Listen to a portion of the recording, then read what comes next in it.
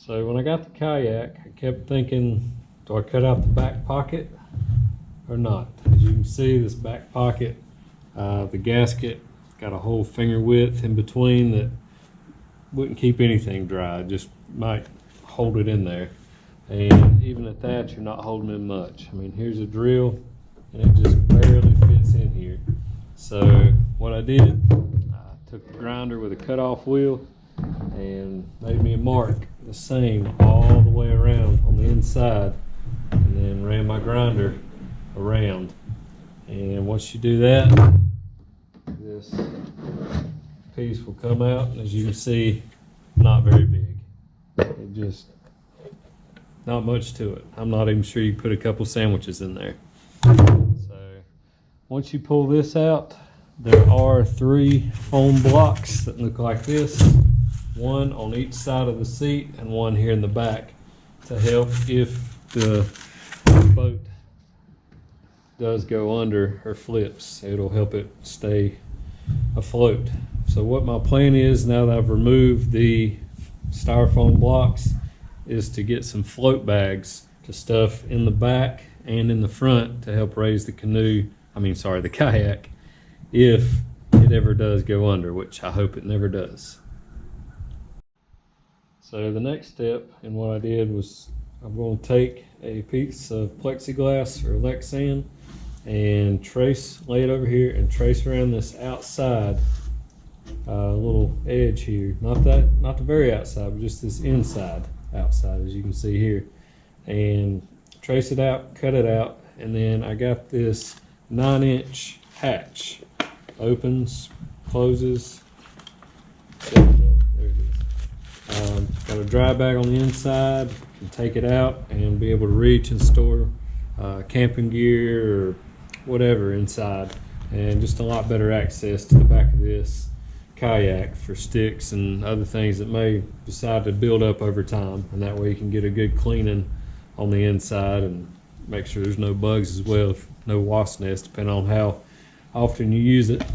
So next step then, on the plexiglass, lay this hatch in here and trace it out, this little lip on the bottom, that way it can be cut out on the plexiglass.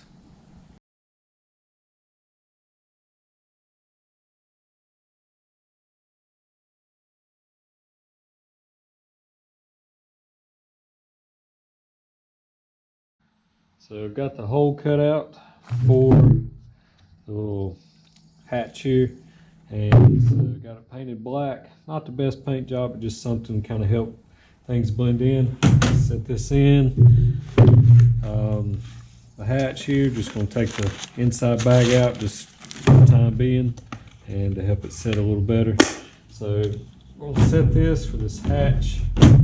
Sits right down the side. Opens up.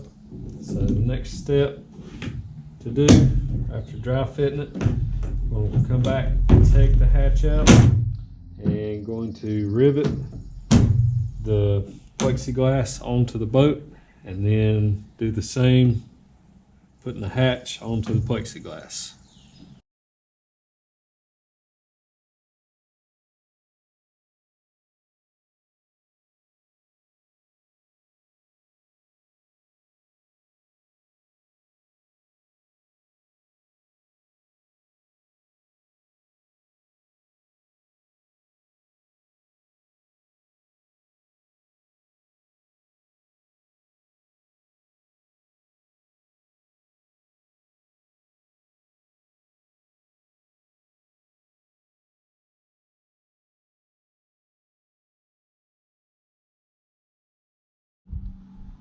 So finally got everything all finished up, got the lid mounted, access hatch here, opens up very nice, bag pulls out, and got a ton of room in here. So as I was going, I'll let you in on a helpful hint. I started with plexiglass or Lexan, however you want to call it, and started putting my rivets in, and I started and get it close. When the rivets snapped, so did the Lexan. So thought, what would be the next best thing? So ran in the house, and got a cutting board.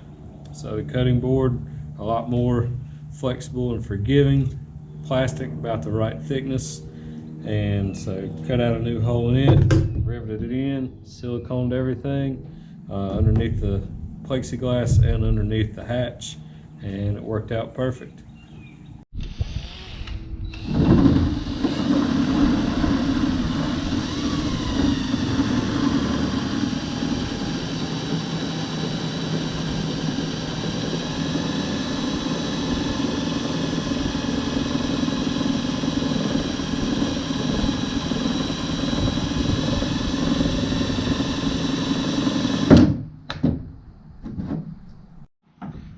A wood rasp works good to clean up the holes and flare them out just a little bit for me, for the way this rod holder has to sit in here.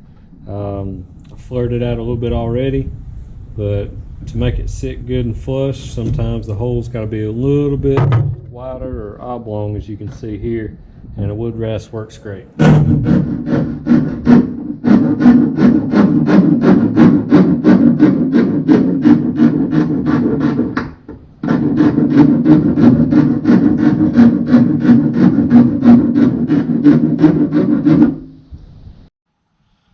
So now that I've got my holes cut out, I've taken my rod holder and marked out the spots here, and gonna pre-drill them first.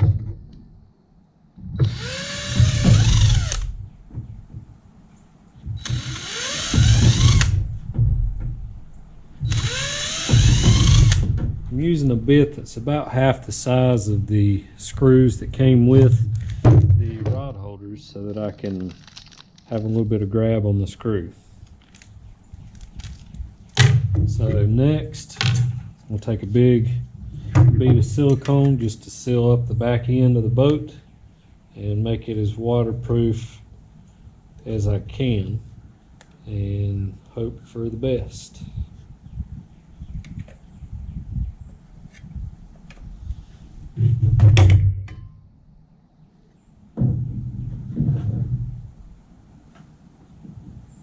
Line it up with the holes that are pre-drilled.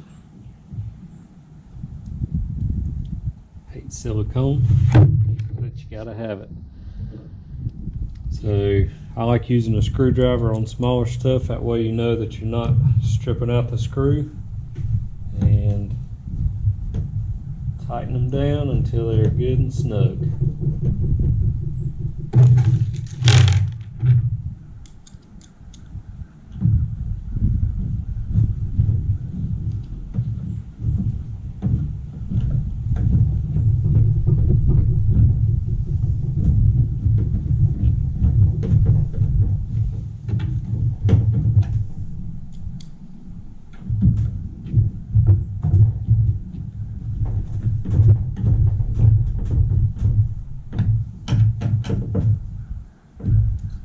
There you go. So I've also now come up and put these 1/4 inch cleats on the front. I'm going to run some more of this bungee cord type material, and so these came with rivets themselves, and just like with the back, drill one hole, rivet it in, then drill the other, because with this plastic it will move and twist and then your holes will be off.